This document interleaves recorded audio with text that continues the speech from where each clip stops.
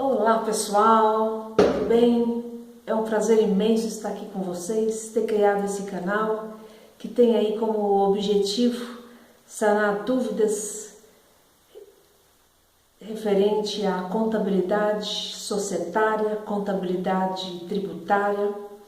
Posteriormente eu vou postar aí vários vídeos relacionados a imposto de renda 2019, desculpa.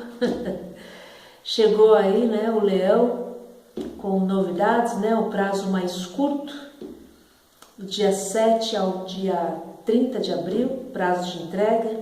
Quais são as novidades, né? Vamos saber quais são as novidades. Vou falar aí sobre abertura e encerramento de empresas, reorganização societária, quando que eu devo fazer a reestruturação de uma empresa, ok? Vários assuntos aí relacionados à matéria. Mas hoje, especificamente, eu trouxe aí o MEI, né? Vamos falar sobre o MEI, sobre dois aspectos aí muito importantes que vem acontecendo aí ao longo dos anos, tá? O MEI, como todos sabem, né, ele foi criado lá em julho de 2009, pela Lei Complementar 123 de 2006, que aí é o seu estatuto, né, o Estatuto de Microempresas, empresas de pequeno porte. E agora lá teve algumas alterações, né, alterou parte da lei, com a Lei Complementar também 128 de 2008, né? Então, quando o governo ele criou o microempreendedor individual, ele criou para legalizar aqueles microempreendedores, aqueles pequenos empresários, né, de uma forma para legalizar de uma forma mais barata, né, de uma forma mais barata, com benefícios, né, e com um imposto mais barato, com menos burocracia, né, aqueles microempresários, né, então tem uma lista enorme lá na lista lá 123, na Lei Complementar 123, tem uma lista lá enorme de atividades permitidas ao MEI, né? Então tem vários, né? Manicure, instalador, o sapateiro, enfim, várias atividades. E quando o governo ele criou, ele instituiu aí o Sebrae para fazer a abertura e deixou aí bem claro, né, que não precisaria aí de um contador para fazer essa abertura. Por quê? Porque era muito fácil o acesso ao portal e também por falta, né, o governo tá escrito lá, né, tá previsto em lei que não precisa da escrituração contábil no MEI. Só que veja, na minha opinião, na minha singela opinião, né, o governo de forma equivocada, né? Por que de forma, eu falo que é de forma equivocada, né, que o governo ele fez isso? A Receita Federal, em fevereiro de 2018, ela cancelou 1.300.000 CNPJs, ou seja, 1.300.000 contribuintes endividados. Essa situação poderia ter sido diferente se esses contribuintes tivessem uma orientação profissional de um contador, de um profissional habilitado. E o que aconteceu? Quando fizeram a abertura, né, quando o Sebrae ou outras pessoas que tiveram acesso ao portal fizeram a abertura do MEI, eles fizeram a abertura, deram orientação, tem lá inclusive a cartilha do MEI, né?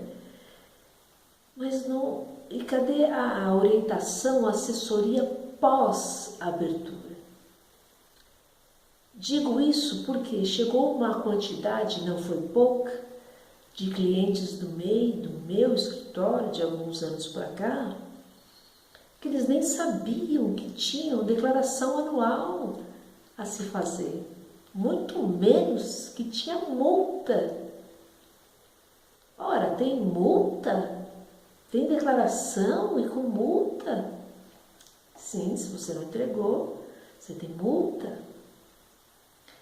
Muitos desses contribuintes, né? Eles não pagaram lá 6 meses do seu imposto e depois deixaram para lá. Ah, foi meu neto que abriu, foi o meu genro, foi o meu sobrinho, foi o meu vizinho, foi o próprio Sebrae. Paguei 6 meses, depois eu não consegui entrar no portal, eu não tenho computador. E foi deixando e a dívida foi acumulando e eu fui fazendo meu trabalho, eu não tive tempo, enfim. E aí foi o que aconteceu, né? Esse 1 milhão, essa bola de neve aí de endividados, né, com o MEI. Né? Muitas pessoas aí endividadas, né, estão lá com seus impostos atrasados, ok? Então, o que eu tenho para dizer a vocês, né, que estão nessa situação, né, que nem sabem como está, né, que abriram as suas pequenas empresas, né, seus pequenos negócios, que nem sabem como está, que regularize a situação, né, que procurem a Barros fica em Ribeirão Pires, está longe para vocês, Ribeirão Pires é aqui no ABC, próximo de Santo André, fica longe. Procure outro escritório próximo à residência de vocês, mas regularize a sua situação, seu CNPJ, não deixe como está. Porque quanto mais tarde você for cuidar da sua empresa, você for verificar como ela está, mais caro ficará. Porque é juros sobre juros. Não deixe, é esse o recado que eu tenho dado a vocês, ok? Então não deixe para lá, tá? Então é esse o meu recado, tá? Ok? E a outra parte que vem acontecendo bastante, né? São aquelas empresas que querem contratar, né? Que estão contratando, né, o MEI para terceirizar terceirizar algumas de suas atividades, né? Alguns cuidados que elas devem ter. Então veio lá a lei de terceirização, né? A lei 13.429 de 2017, né? E lá está previsto, né, que você pode terceirizar a sua atividade fim MEI. Muito bem. Muitas empresas, né, já faziam isso, né? Contratavam PJs, né, já contratavam empresas para terceirizar os serviços. E aí veio a lei de terceirização e já vigorou a lei, né, já legalizou essa parte, né, que eu achei assim muito importante, inclusive dela legalizar a sua atividade fim e meio. Perfeito, ok? Mas tem alguns cuidados, né, quando você contrata o MEI para terceirizar aí o seu serviço, tá? Quais são esses cuidados? Veja bem, quando você for contratar o MEI, em primeiro lugar, o MEI, ele não é seu empregado, ele é um microempreendedor que tem personalidade jurídica. Então, o MEI, ele é um tipo de empresa, é o menor que existe no Brasil, ok? Então, nós temos o MEI, depois nós temos aí as empresas de sociedade limitada, nós temos a EIRELI, nós temos a sociedade anônima, de capital fechado ou aberto, mas o MEI é um tipo de empresa que é o menor que existe, de uma forma mais barata, menos burocrática e com benefícios. O MEI tem personalidade jurídica. Isso do MEI não pode ser igual aos colaboradores da sua empresa. Por quê? Se ele for subordinado, se ele tiver um horário igual aos colaboradores da sua empresa, cria vínculo empregatício, ok? Outra coisa muito importante, na lei de terceirização, a lei 13.429, está previsto lá o capital mínimo, tá? Lá ele não prevê o capital mínimo de MEI, não. Ele prevê o capital mínimo da empresa, tá? Seja ela qual for. E qual é o critério que ele usa para o capital mínimo? Que o social não tem nada a ver com o faturamento, tá? Mas lembrando que o faturamento anual do MEI é de R$81.000, ok? Então, se você for pagar mais de 6.750 para o MEI mensal,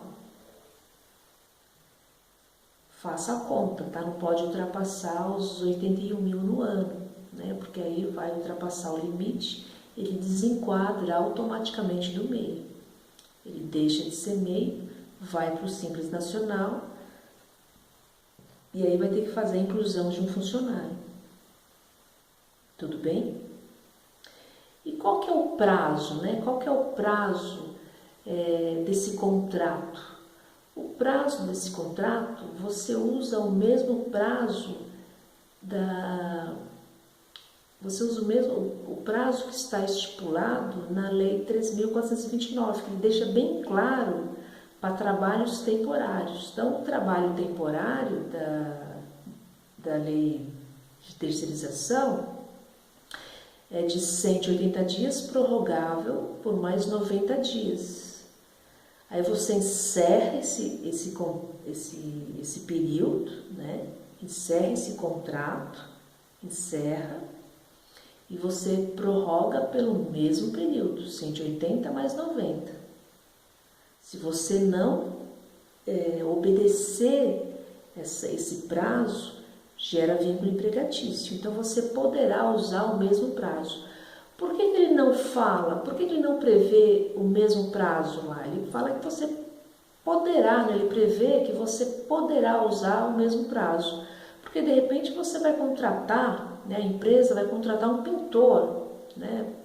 Contratou lá uma empresa enquadrada no MEI, e ele é um pintor.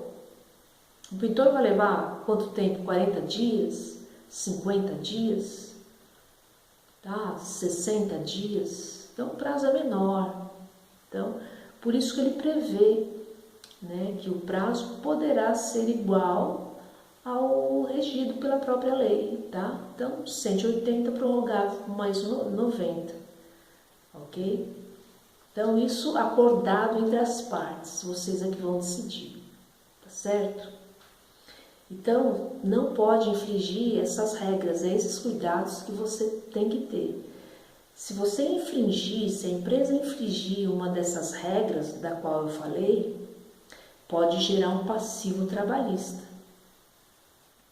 Tá vindo algumas dúvidas para o meu escritório, por exemplo, de empresas que estão pedindo para o MEI exame admissional, fazendo o contrato e pedindo, inclusive, o registro de funcionário, colocando o MEI como registro de funcionário, né, na ficha registro.